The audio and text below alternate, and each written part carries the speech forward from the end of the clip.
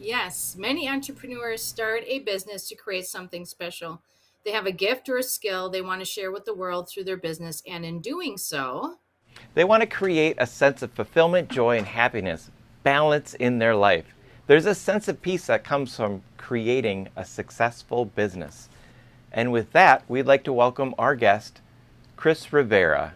Chris, we're going to bring you up on the screen with Tracy and myself and welcome you to the show in just a second. And we are very excited to see Chris. There he is. How's it going, Chris? There How we you doing, go. John? Oh, I'm doing great. How are you doing? Fantastic. Hello, Tracy. hey, Chris. Hey, Chris, so tell us one big success or win you've had in the last week. One big success. So I was talking with a client, and he was having difficulty figuring out what habits he wanted to change. He had all these different things that he wanted, these changes he wanted to make in his life. And we figured out that whatever your goal is, figure out what habit change is going to help you get closer to that goal. So you don't want to try and change everything at once. Just change that one thing that's going to make the most impact towards getting towards that goal. And now he has clarity and he feels a lot more at ease with that change. So, Chris, I suffer from self-sabotage. I got a thing, I get to a point, I make a certain amount of money, I get to a certain amount of busyness, and then it just kicks in. I know it's there. I'm aware of it. I don't know if they have a solution yet, but it shows up in the form of maybe not emailing people as quickly as I should, or getting in contact with people about an upcoming event. All these different ways that it shows up. What do you suggest with people who are cursed with this affliction, how they can deal with it? Let me answer that with an analogy. The analogy of what came first, the chicken or the egg. Well, in this case, what comes first, the seeing or the believing? What story are you telling yourself? Because as I'm listening to you talking, you're explaining what happens when you get to a certain amount of money. You're explaining all the things that are going to happen. And so that story that you're telling yourself, that's what ends up becoming your belief system. And once it's your belief system, now you begin to see it manifest in your life. Because we don't do what we know, we do what we believe.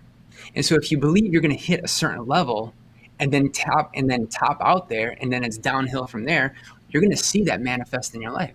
So I encourage you, what belief system or what story do you want to tell yourself? That's the story that's going to create your life. And you can change that story at any given moment.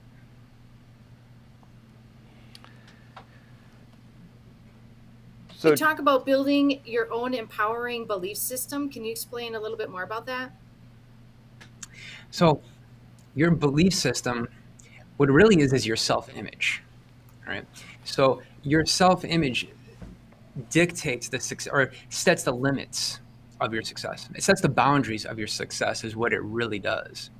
So if you were to imagine a circle, and that would be your self-image. Everything you've accomplished in your life, your accomplishments, your failures, everything you've done is within that self-image. So suppose you want to achieve something when it lies outside that self-image. Well, that means you just have to expand it. You have to expand your belief system. And that's really around creating a mindset of, what do I need to achieve? Who do I need to become in order to achieve that? And it can be frustrating at times. But if you're willing to take the time to create that belief system, and like we said before, what story are you telling yourself? If you take the time to create it and use your imagination, well, then now you can create whatever belief system you want. Are you willing to put it into work? Do you have a goal that's important enough in your life that you want to create that belief system? So that's how I would go about that. I love that. Go ahead. I have a question about that. So what if you want to do that, you want to make a change, but you're not exactly sure what that change is going to look like. So you don't know exactly what you want, but you know you want something else. How do you get to that point? Okay. So let's take, for example, that habit you wanted to change with water. Okay. You know you're supposed to drink more water. We know this, but we don't do what we know. We do what we believe. So what I would ask is, why do you want to drink the water? What's the purpose? Because habits are not always easy to change. Right? Eating healthy for the sake of eating healthy is not always fun. Stop if you want to stop drinking alcohol. Well, that's not fun if you have to tell your friends, I don't want to go drink anymore. My question to you is, what's your purpose? What's your goal? What are you going to align that habit change with? So when I was talking with my client, William, he said, I got to make all these changes. William, what's your goal? And he couldn't tell me what his goal is. Like, well, then what's the incentive for making that habit change? You have no incentive. So we live here in Chicago, and I said, William, what about the marathon? Have you ever run a marathon? Because he said he loved to run. And he's like, yeah, I really always wanted to do that. Now, he was in his early 60s, but I said, it doesn't matter. You could run it. Now he wants to run this marathon. Now, if all those habit changes he's talking about, now he has incentive to stick with it.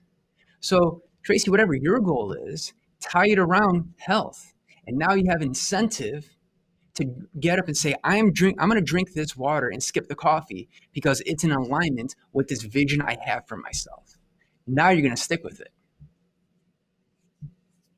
Great stuff. So, Chris, I think your feed, your visual might be stuck, and they're going to unstuck it in a moment. But we're going to stay on you and say, what steps can we take to make the story that we've created about our life come to become reality? Well, first of all, if you want more clarity on creating that story, I encourage you to get on my calendar to meet with Chris.io, and that's exactly what I help my clients with, is creating that story and clarity.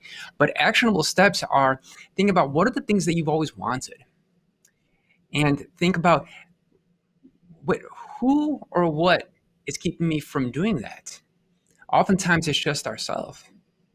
Once you accept that, you realize you can create any story you want. It's really that simple. It's so simple that people overlook it.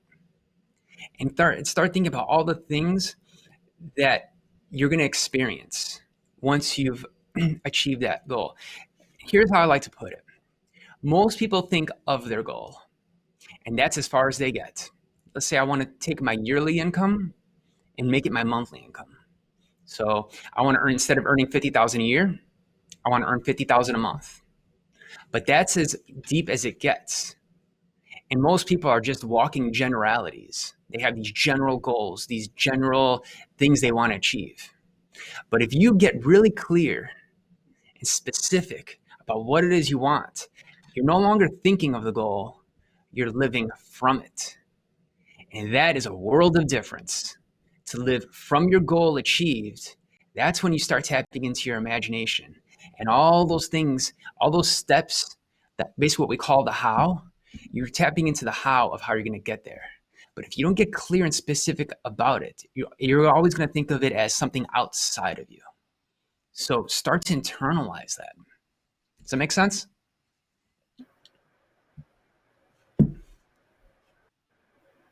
Story for ourselves. And Bill had a great comment. He says, if the dream is big enough, the facts don't count. That's pretty good. Exactly. It is. And many people have heard that quote.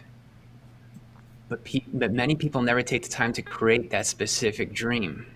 Mm-hmm. Because there are people in this world who have never read a self-help book. They've never done a moment of meditating. They have no mentor.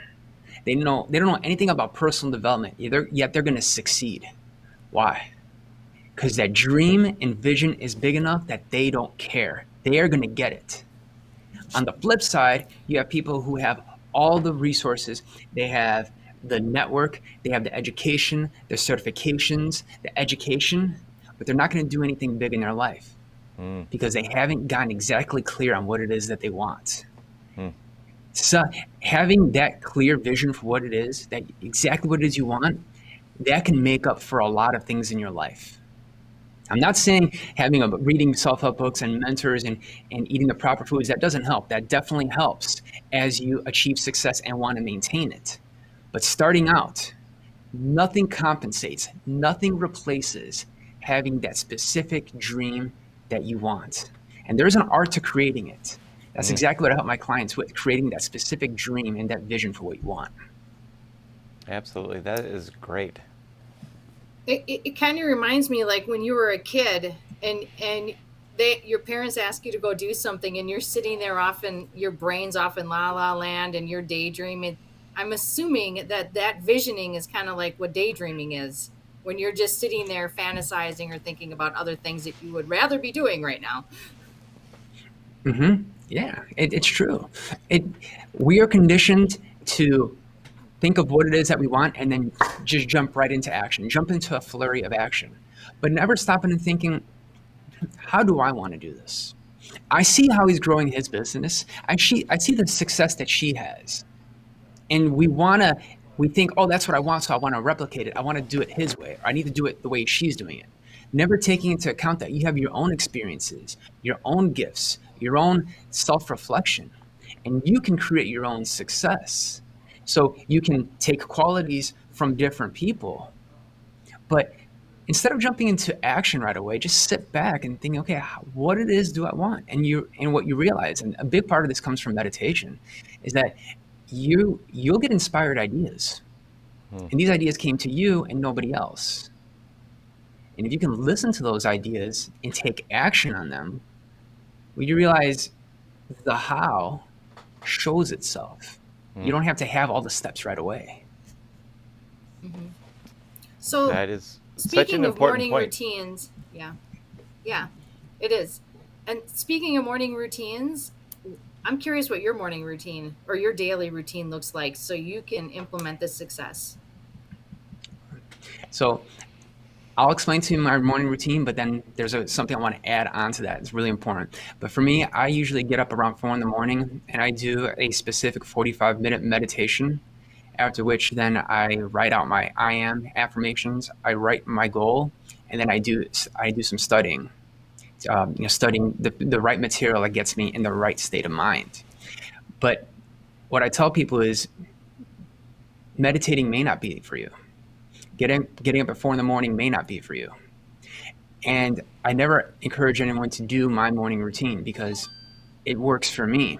That doesn't mean it's going to work for you. You're looking for one thing. That's it, one thing. It's a feeling. After your morning routine, you want to feel empowered and ready to take on your day. That's it. If you can achieve that, your morning routine will work. That's it. You don't have to copy anyone else. So try meditation, try affirmations, try writing your new self-image, and get to a point when you finish it, you feel empowered and excited, and you just want to take on anything that comes at you. Now that can take 15 minutes, that can take 45 minutes. In some cases, you might need 2 hours. But whatever it takes, create that feeling. That's all you're looking for. There are some tools that work better than others, but in the end, it's what's going to work for you. And I never tell my clients, you have to do this. That's irresponsible of me. I don't know your background. I don't know what things you've dealt with in your life. You may love to read. You may hate to read. So if I tell you, read this book every day, and you hate reading, well, why would you listen to me? You will know what it is that works for you when you keep trying it and you get that internal feeling that I am successful.